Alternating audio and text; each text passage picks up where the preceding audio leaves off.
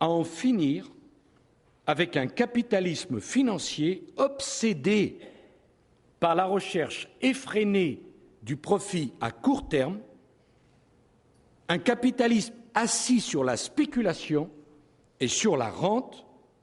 Il faut réintroduire dans l'économie une éthique, des principes de justice, une responsabilité morale et sociale. Il faut refonder un capitalisme sous peine de voir le système le plus efficace que l'on ait inventé être contesté et vaciller sur ses bases. Et si la francophonie est bien ce qu'elle doit être, c'est-à-dire l'aspiration à une politique de civilisation à l'échelle mondiale, alors, dans les circonstances actuelles, la francophonie a un rôle absolument irremplaçable à jouer. Et je veux dire ma conviction que la plus grande erreur que ferait le monde face à la crise que nous connaissons serait de ne voir dans cette crise financière qu'une parenthèse et croire qu'une fois les marchés calmés et les banques sauvées, tout pourra recommencer comme avant. Eh bien, cela, la France ne l'acceptera pas, parce que ce serait parfaitement irresponsable.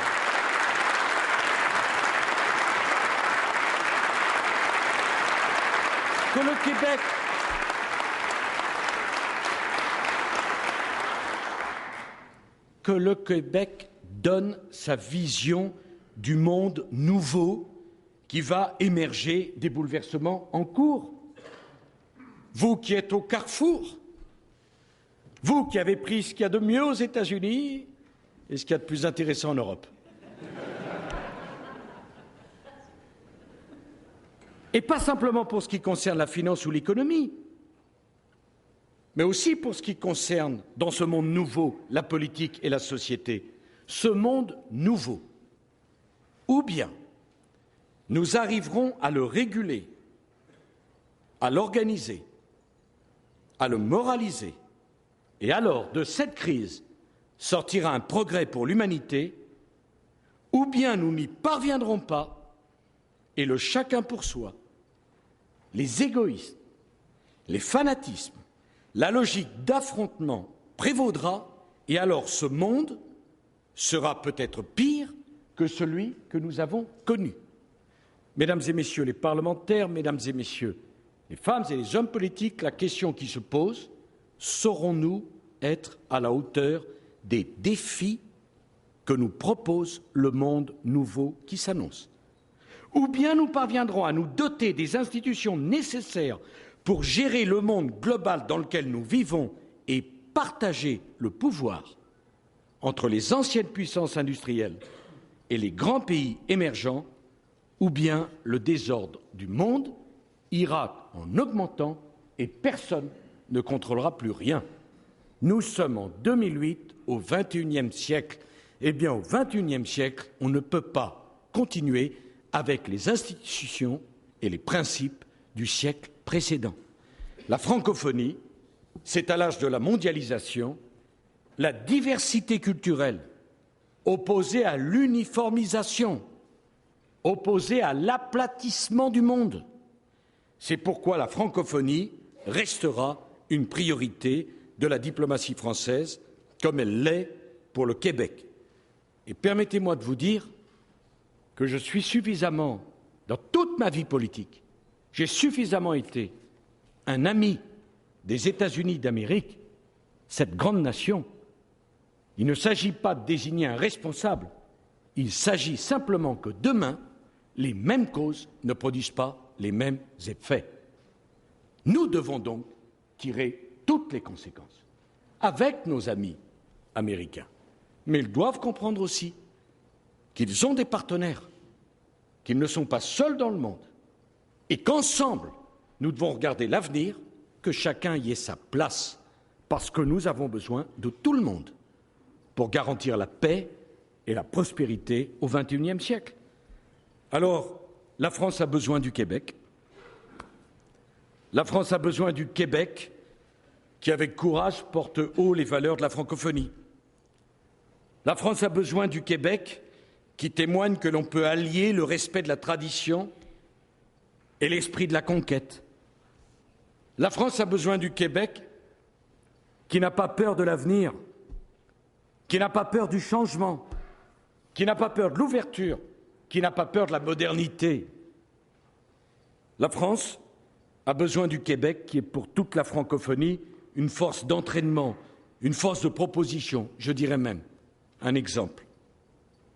La France a besoin du Québec dont les entreprises participent à ce combat linguistique quand nombre d'entreprises françaises choisissent l'anglais comme langue de travail. Alors sans doute le Québec a aussi besoin de la France dont dépend l'avenir de la francophonie, de la France qui est décidée à prendre ses responsabilités en Europe et sur la scène du monde, sans arrogance. Mais nous disons à l'Europe et au reste du monde, regardez-nous, Français, nous sommes en train de changer. On nous disait conservateurs, nous démontrons le contraire. On nous disait frileux face à l'avenir, nous démontrons le contraire. Mais la France veut participer à ce débat, veut porter les convictions européennes, qu'il y a une autre façon d'organiser le monde. Et cette France-là, elle va aller plus loin dans l'amitié, dans la confiance, avec le Canada et dans la fraternité avec le Québec. Entre la vieille nation qui puise dans sa grandeur passée la force de son renouveau, je veux dire la France, et le jeune peuple québécois qui a gardé l'esprit entreprenant des pionniers, notre alliance ne peut être que féconde, à une condition, c'est qu'on la tourne vers l'avenir, cette alliance, et pas vers le passé, cette alliance.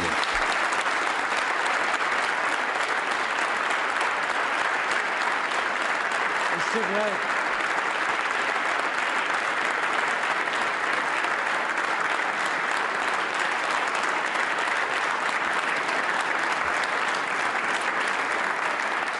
C'est vrai que quand les Français tournent leurs yeux vers le Québec, quand ils visitent cette terre magnifique, quand ils écoutent vos poètes, vos artistes, quand ils entendent la musique de sa langue, les Français éprouvent un sentiment de familiarité, comme si ces formes, ces mots, ces sons, ces paysages, les vôtres, s'adressaient à une part mystérieuse de nous-mêmes, dont nous avions peut-être jusqu'à présent ignoré même l'existence.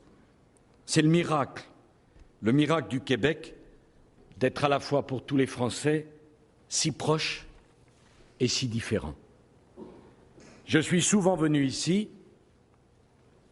j'aime cette terre immense où toutes les aventures humaines paraissent possibles et où tant d'humanité s'exprime au milieu de tant d'énergie. J'aime votre art de vivre, votre simplicité, votre franchise, qui se traduit si bien dans votre presse.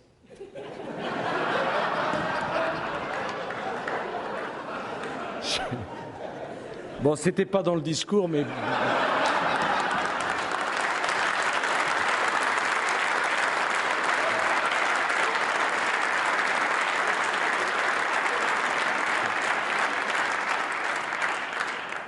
J'ai dit, bon, dans le fond, il veut être ami avec le Canada, est-ce qu'il sera capable d'aimer le Québec? Ah, quelle question. J'aime votre hospitalité, j'aime votre gentillesse, j'aime votre amour de la vie, vous qui n'avez survécu en tant que peuple qu'en comptant sur votre courage et votre intelligence. J'aime cette terre au fond où les artistes parlent en français, de beauté et de la chose la plus importante au monde, de l'amour. J'aime cette terre qui fait aimer le français à tous les peuples du monde. Alors aujourd'hui, Français et Québécois, nous regardons dans la même direction et je vous propose un défi de préparer les 400 prochaines années du fait français en Amérique. C'est pas sûr, Jean, qu'on sera là. Encore que. Mais j'aimerais que vous compreniez que pour moi, parler ici, devant vous, c'était quelque chose de très particulier. C'était un très grand honneur. C'était une très grande émotion. Vous êtes le visage du peuple québécois qu'aiment tant les Français. Alors vive l'amitié entre le Canada et la France et vive la fraternité entre le peuple français et le peuple québécois.